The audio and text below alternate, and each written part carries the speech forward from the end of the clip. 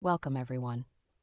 Today we're exploring one of the most fascinating and frustrating phenomena in economics and public policy, the Cobra effect.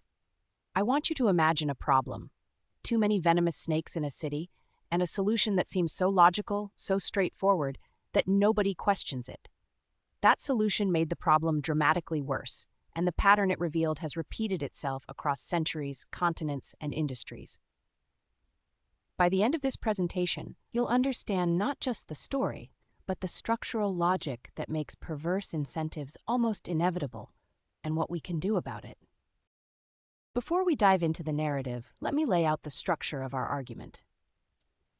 We'll begin with the colonial origin story in Delhi, the canonical case that gave the Cobra effect its name. From there, we'll dissect the structural anatomy of how incentives backfire, and connect this to Goodhart's law as a theoretical framework.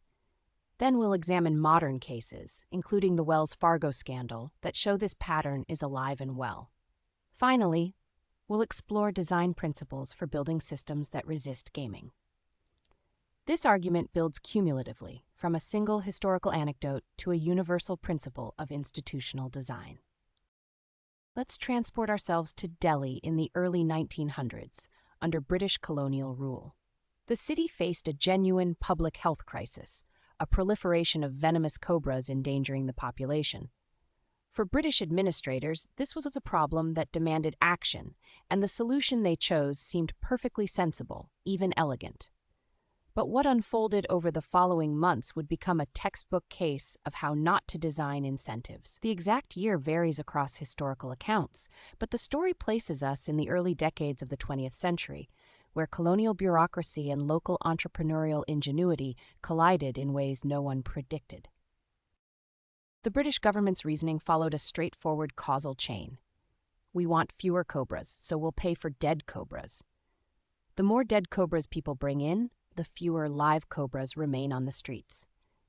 It's linear thinking at its most seductive, a direct, intuitive connection between action and outcome. And at first it worked remarkably well. Citizens responded to the financial incentive, hunted cobras actively, and collected their rewards. Cobra sightings in Delhi began to decline. The policy appeared to be a triumph of rational governance, evidence that well-designed incentives could solve public problems efficiently. But beneath the surface, something else was stirring, an entrepreneurial response the policymakers never anticipated. Let's trace this disaster chronologically. Phase 1.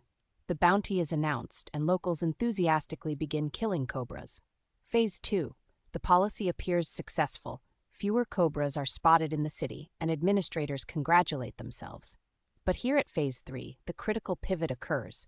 Some enterprising individuals realize that breeding cobras and then killing them is far more reliable and profitable than hunting wild ones. Phase 4. British authorities eventually discover the scheme and, horrified by the perversion of their intent, cancel the bounty program entirely. And Phase 5, the devastating finale, the cobra breeders, now holding worthless inventory with no buyer, simply release their snakes into the wild. The cobra population ends up higher than before any intervention at all. This is the Cobra effect in its purest, most tragic form. So what exactly happened here structurally? The Cobra effect isn't random misfortune. It follows a predictable, repeatable anatomy. A policymaker identifies a problem and selects a proxy metric they believe represents success. In Delhi, dead cobras submitted seemed like a perfectly reasonable proxy for fewer live cobras on the streets. The fatal error lies in attaching rewards exclusively to the proxy, without any mechanism to verify that the proxy still correlates with the true goal. Because here is the uncomfortable truth at the heart of this phenomenon. The moment you reward a metric, rational actors will optimize for that metric, not necessarily for the outcome you actually want. The cobra breeders weren't behaving irrationally or even maliciously. They were responding with perfect rationality to the incentive structure they were given. The irrationality, the flaw, was embedded in the structure itself. This brings us to a deeper theoretical insight that generalizes the Cobra effect far beyond snakes and bounties. In 1975, British economist Charles Goodhart, then an advisor at the Bank of England, articulated what we now call Goodhart's law. His original formulation was about monetary policy. Any observed statistical regularity will tend to collapse once pressure is placed upon it for control purposes. The more accessible version is, when a measure becomes a target, it ceases to be a good measure. This isn't just academic wordplay, it's a fundamental property of complex social systems. Whenever you attach consequences to a metric, the people being measured will find ways to move that metric in their favor, often severing its connection to the underlying reality you actually care about. The Cobra effect is Goodhart's law operating at maximum destructive capacity. The gap between what you measure and what you want exploited to catastrophic effect. Now let's fast forward a century and cross continents to examine one of the most expensive Cobra effects in modern corporate history. In 2016, Wells Fargo, one of America's largest banks, was revealed to have opened millions of unauthorized bank accounts and credit cards for customers without their knowledge or consent. The root cause was an aggressive incentive system. Employees were measured and rewarded on cross-selling metrics, specifically, how many different products each customer held. The bank's internal slogan was, "8 is great," pushing staff to sell 8 products per customer. Employees didn't set out to commit fraud. They optimized for the metric they were given because their jobs, bonuses, and promotions depended on it. The result, $3 billion in regulatory fines, the CEO's forced resignation, and a reputational wound from which the bank has taken years to recover. Same architecture as Delhi. A different century, a different continent, the same catastrophic failure. And Wells Fargo is far from alone. This pattern repeats across domains, eras, and political systems with an almost eerie consistency.